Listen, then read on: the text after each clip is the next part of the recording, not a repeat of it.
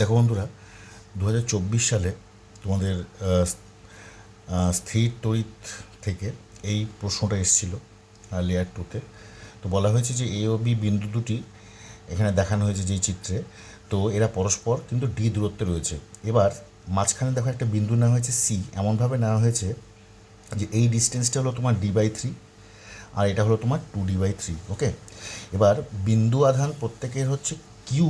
Q একটা বিন্দু আধানকে এমনভাবে দুটি ভাগে বিভক্ত করা হয়েছে এবং এ ও বি বিন্দুতে রাখা হয়েছে যেন সি বিন্দুতে রাখা আধানটি যে তোমার সাম্যাবস্থায় থাকবে এবং সি বিন্দুতে রাখা আধানটি তো এই সি বিন্দুতে রাখা আধানটি তোমার সাম্যাবস্থায় থাকবে এবং এ বিন্দুতে আর বি বিন্দুতে যে আধানটা রাখা হয়েছে তাদের বলেছে এ যে মানটা সেটা বের করতে হবে, মানে এ বিন্দুতে যে আধানটি রাখা হয়েছে সেটার মানটা বের করতে হবে। ঠিক আছে, তো এটা করার জন্য দেখো আমরা জানি সি বিন্দুতে যদি আমরা কোনো আধান রাখি তাহলে এ আর বি বিন্দুর জন্য এই সি বিন্দুতে যে স্থির তড়িৎ বল যে ক্রিয়া করবে সেটা সাম্যাবস্থায় থাকতে হলে এদের যোগফলটা শূন্য হতে হবে।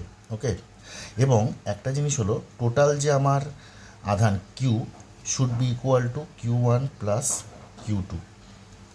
এখন কুলম্বের সূত্র থেকে আমরা কি জানি, দেখো আমরা জানি ফোর্স দুটি বিন্দু আধানের মধ্যে ফোর্স ইকুয়াল টু হচ্ছে K into Q1 Q2 by D square.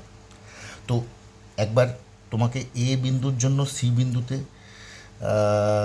কত তড়িৎ হচ্ছে আর বি বিন্দুর জন্য সি বিন্দুতে কত তড়িৎ হচ্ছে, যে বলটা হচ্ছে সেটা বের করতে হবে। তো সেই ক্ষেত্রে দেখো এফ তার মানে কি বলতে পারি, তার মানে আমরা কী বলতে পারি, দেখো সি বিন্দুতে এ বিন্দুর জন্য যে বলটা ক্রিয়া করবে সেটা হবে যে K into Q1 into Q by ডিস্টেন্সটা কত, এই ডিস্টেন্সটা D/3, তাহলে D/3 তার স্কোয়ার।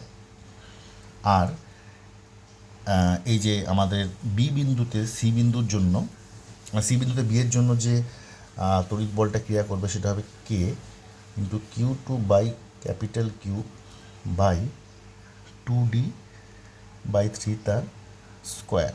ওকে, তাহলে যদি আমরা ক্যালকুলেট করি কী পাবো, অর কে আর কিউ কাটা চলে যাবে, দেখো তার মানে Q1 9Q1 হয়ে যাবে অ্যাকচুয়ালি উপরে by D square is equal to হবে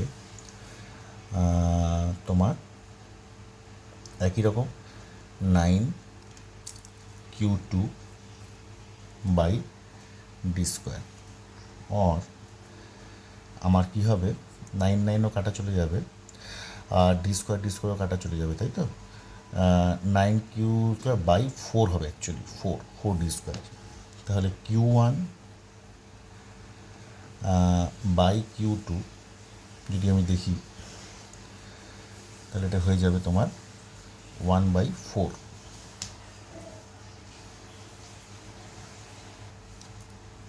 এটা তুমি ইকুয়াল টু এক্স ধরতে পারো, ধরি।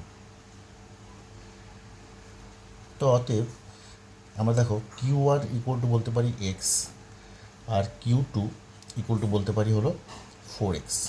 এবার এই যে ফর্মুলাটা ছিল এখানে, মানে এই যে আমাদের সাম্যাবস্থা আমরা জানি যে ক্যাপিটাল কিউ এটাকেই তো দুভাগে ভাগ করা হয়েছে, ক্যাপিটাল কিউ মোট আধানটা equal to Q1 plus Q2, তাহলে ক্যাপিটাল কিউ ইকুয়াল টু কী হচ্ছে এক্স প্লাস 4x মানে 5x।